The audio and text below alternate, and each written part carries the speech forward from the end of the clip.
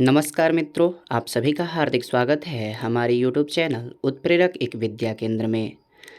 आज हम सभी 12th क्लास के हिस्ट्री अर्थात इतिहास के जितने भी महत्वपूर्ण ऑब्जेक्टिव है सभी ऑब्जेक्टिव प्रश्नों को चैप्टर वाइज पढ़ने वाले हैं। आप सभी जानते हैं आपके बोर्ड एग्ज़ाम में 50 मार्क्स के ऑब्जेक्टिव प्रश्न पूछे जाते हैं, जिनमें से 4 विकल्पों में से एक विकल्प आप लोगों को लगाने होते हैं। इस वीडियो को पूरा देखने के बाद आपका एक भी प्रश्न इस बोर्ड परीक्षा में नहीं छूटेगा। तो आइए इस ऑब्जेक्टिव प्रश्नों की श्रृंखला को हम शुरू करते हैं। आप सभी का जैसा कि पहला चैप्टर है ईंट, मनके तथा अस्थियाँ, इसका एक और नाम हड़प्पा सभ्यता भी है।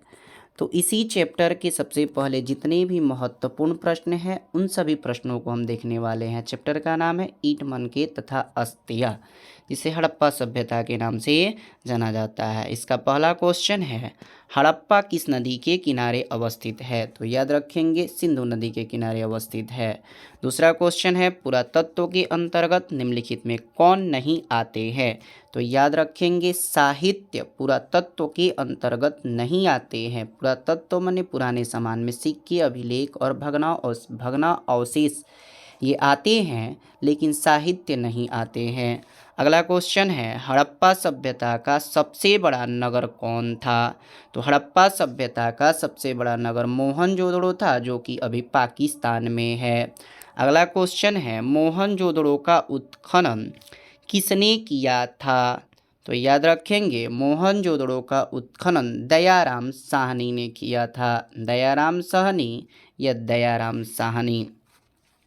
अगला प्रश्न है प्रयाग प्रशस्ति की रचना किसने की थी? तो याद रखेंगे प्रयाग प्रशस्ति हरिसेन ने इसकी रचना की थी।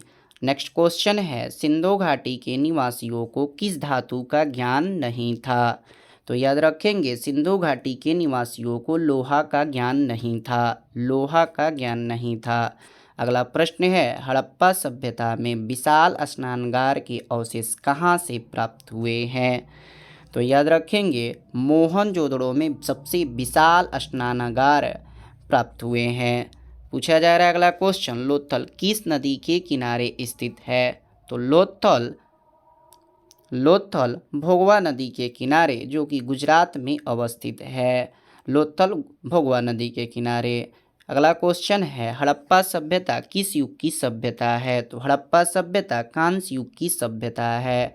नेक्स्ट क्वेश्चन है इंडिका के लेखक कौन है? तो इंडिका के लेखक मेगास्थनीज हैं। इंडिका के लेखक मेगास्थनीज।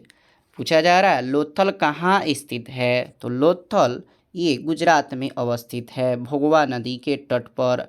नेक्स्ट क्वेश्चन है सिंधु घाटी सभ्यता में विशाल स्नानागार के अवशेष कहाँ मिले हैं? तो विशाल स्नानागार या विशाल अन्नागार के अवशेष मोहनजोदड़ो, जो कि पाकिस्तान में है, मोहनजोदड़ो से प्राप्त हुए हैं। सिंधु घाटी सभ्यता से संबंधित सर्वप्रथम किस स्थल की खुदाई की गई थी? तो ऑप्शन नंबर ए हड़प्पा की खुदाई की गई थी। नेक्स्ट क्वेश्चन है दयाराम साहनी ने खोज की थी। तो किसकी खोज की थी? तो दयाराम साहनी ने 1921 ईस्वी में हड़प्पा की खोज की हुई थी।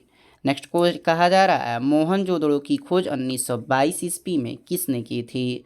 तो मोहनजोदड़ो की खोज राखलदास बनर्जी ने 1922 ईस्वी में की थी। हड़प्पा 1921 में दयाराम साहनी ने और मोहनजोदड़ो की खोज 1922 में राखलदास बनर्जी ने की थी।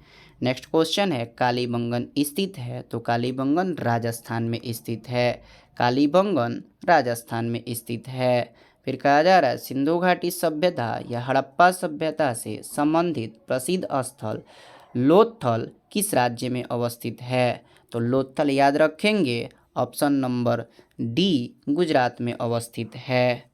फिर क्वेश्चन है 18 नंबर सिंधु घाटी सभ्यता से संबंधित सर्वप्रथम किस स्थल की खुदाई की गई थी? तो सबसे पहले हड़प्पा की खुदाई 1921 ईस्वी में की गई थी। सिंधु घाटी सभ्यता में सबसे पहले हड़प्पा की खुदाई 1921 ईस्वी में दयाराम साहनी के द्वारा की गई थी। अगला क्वेश्चन है, सिंधु घाटी निवासियों को किस धातु का ज्ञान नहीं था? तो ऑप्शन नंबर सी, लोहा का ज्ञान नहीं था। अगला क्वेश्चन है, सिंधु घाटी के निवासी किस देवी देवता की पूजा नहीं करते थे? तो ऑप्शन नंबर ए, विष्णु की पूजा नहीं करते थे। विष्णु की पूजा नहीं करते थे। अगला क्वेश्चन है, इनमें से कौन हड़प्पा सभ्यता का पूरा स्थल नहीं है? तो याद रखेंगे, अंतर जीखेड़ा हड़प्पा सभ्यता का पूरा स्थल नहीं है। धौलावीरा है, कालीबंगन है, चंदहुदड़ो है, अंतर जीखेड़ा नहीं है। अगला क्वेश्चन है 22 नंबर, राखलदास बनर्जी को मोहनजोदड़ो के अवशेष किस वर्ष मिले? तो याद रखेंगे, 1922 ईस्वी में राखलदास बनर्जी ने मोहनजोदड़ो के अवशेष प्राप्त किए थे। किस वर्ष में सिंधु सभ्यता की खोज की गई थी? तो 1921 ईस्वी में दयाराम साहनी के द्वारा हड़प्पा की खोज के साथ ये शुरू हुई थी। सिंधु घाटी सभ्यता का समाज का स्वरूप कैसा था? तो याद रखेंगे, मातृसत्तात्मक था। सिंधु घाटी सभ्यता नगरीय थी, ये मातृसत्तात्मक थी। अगला क्वेश्चन है, हड़प्पा की वस्तुओं की खुदाई की। तो हड़प्पा की वस्तुओं की खुदाई sir John Marshall, sir William Jones एवं मार्टिमर व्हीलर सबने किया था। मार्टिमर व्हीलर, ए और सी दोनों। तो याद रखेंगे, सर जॉन मार्शल और मार्टिमर व्हीलर, इन दोनों ने हड़प्पा की वस्तुओं की खुदाई की थी। तो ए और सी दोनों हो जाएगा। अगला क्वेश्चन है, हड़प्पा सभ्यता के उत्खनन की घोषणा जॉन मॉर्शल ने किस वर्ष की थी? तो याद रखेंगे, 1921 ईस्वी में की थी। जॉन मार्शल ने 1921 ईस्वी में हड़प्पा सभ्यता के उत्खनन की घोषणा की थी। अगला क्वेश्चन है, कालीबंगा किस नदी के किनारे अवस्थित था? तो कालीबंगा सरस्वती नदी के किनारे अवस्थित था। नेक्स्ट क्वेश्चन है, सिंधु घाटी सभ्यता में हल का प्रमाण मिला है। हल का प्रमाण कहाँ से मिला है? तो कालीबंगन से, जो कि राजस्थान में है, वहीं से हल का प्रमाण मिला है। अगला क्वेश्चन है 29 नंबर, निम्नलिखित में हिंदू देवताओं में कौन सिंधु सभ्यता का प्रमुख नेता था? सिंधु सभ्यता का प्रमुख नेता तो शिव थे। सिंधु सभ्यता के प्रमुख नेता शिव हुआ करते थे। अगला क्वेश्चन है, ऋग्वैदिक कालीन लोग किसकी पूजा करते थे? तो ऋग्वैदिक कालीन लोग प्रकृति की पूजा करते थे। प्रकृति की पूजा किया करते थे। तो इस तरह से आप सभी का पहला चैप्टर का जितना भी महत्वपूर्ण ऑब्जेक्टिव प्रश्न है, सभी प्रश्नों को हम सभी ने समाप्त किया। आइए दूसरा चैप्टर के जितने भी महत्वपूर्ण प्रश्न हैं, उन सभी प्रश्नों को देखते हैं। दूसरा चैप्टर का पहला प्रश्न है, अशोक किस वंश का शासक था?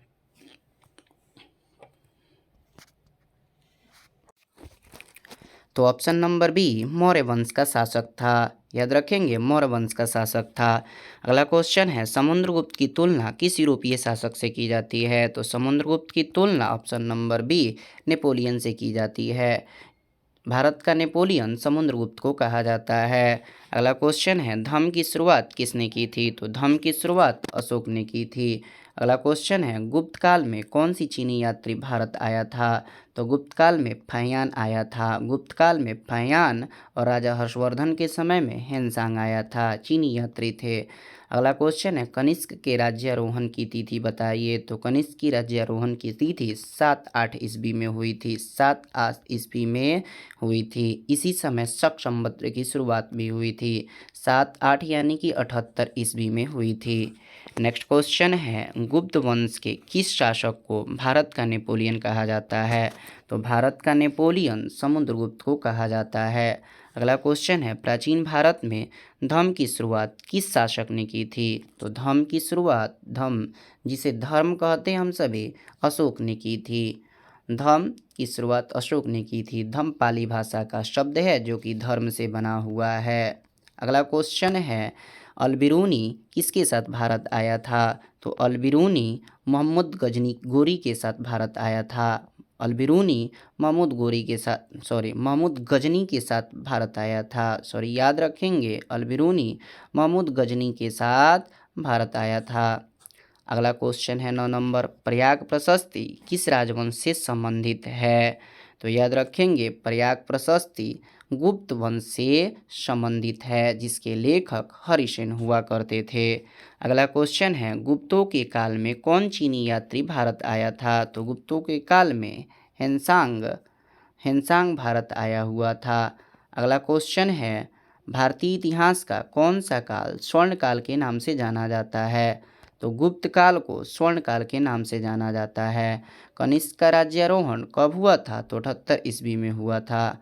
अगला क्वेश्चन है, अशोक के अभिलेख को पढ़ने वाला प्रथम व्यक्ति कौन था? तो जेम्स प्रिंसेप सबसे पहला व्यक्ति था जिसने अशोक के अभिलेख को पढ़ा था। नेक्स्ट क्वेश्चन है, कनिष्क ने निम्नांकित धर्म अपनाया। कौन सा धर्म अपनाया था कनिष्क ने? तो याद रखेंगे, बौद्ध धर्म को अपनाया था। चतुर्थ बौद्ध सम्मेलन कनिष्क ने ही करवाया हुआ था। चतुर्थ बौद्ध सम्मेलन कनिष्क ने ही करवाया हुआ था प्रथम शताब्दी में। अगला क्वेश्चन है, शिशुनाग वंश एवं नंद वंश का केंद्र था। तो मगध शिशुनाग वंश एवं नंद वंश का केंद्र था। अशोक की अभिलेख की भाषा है। तो अशोक की अभिलेख की भाषा प्राकृत है। चौथी बौद्ध संगति किस शासक के काल में हुई थी? तो कनिष्क के शासनकाल में हुई थी। नेक्स्ट क्वेश्चन है, किस शिलालेख में अशोक द्वारा कलिंग विजय का पता चलता है? तो 13वें शिलालेख में कलिंग विजय का जिक्र किया गया है। 13वें शिलालेख। अगला क्वेश्चन है, सम्राट अशोक के अभिलेख अधिकांशतः किस लिपि में है? तो याद रखेंगे, सम्राट अशोक के अभिलेख ब्राह्मणी लिपि में है। नेक्स्ट क्वेश्चन, प्रसिद्ध अभिलेख प्रयाग प्रशस्ति को किस शासक ने उत्कीर्ण करवाया था? तो समुद्रगुप्त ने उत्कीर्ण करवाया था।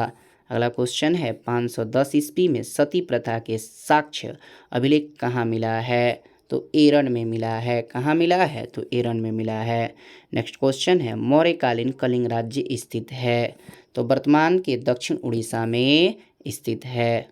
अगला क्वेश्चन है, अशोक किस अभिलेख में कलिंग युद्ध का वर्णन किया है? तो अशोक ने 13वें अभिलेख में कलिंग युद्ध का वर्णन किया है। अगला क्वेश्चन है, धम्म की भाषा थी। तो धम्म की भाषा प्राकृत हुआ करती थी। अशोक द्वारा प्रचारित बौद्ध धर्म कहाँ प्रचलित नहीं हुआ था? तो ऐसा क्वेश्चन पूछ दे तो याद रखिएगा, ब्रिटेन में अशोक के द्वारा प्रचारित बौद्ध धर्म का प्रचार वहाँ नहीं हुआ था, ब्रिटेन में। अगला क्वेश्चन है, धर्म महामात्रों को किसने नियुक्त किया था? तो धर्म महामात्रों को अशोक ने नियुक्त किया था। धर्म महामात्र एक प्रकार के अधिकारी होते हैं जिसे अशोक ने नियुक्त किया था। अगला क्वेश्चन है, किस शिलालेख में अशोक द्वारा कलिंग विजय का पता चलता है? तो 13वें शिलालेख में अशोक द्वारा कलिंग विजय का पता चलता है।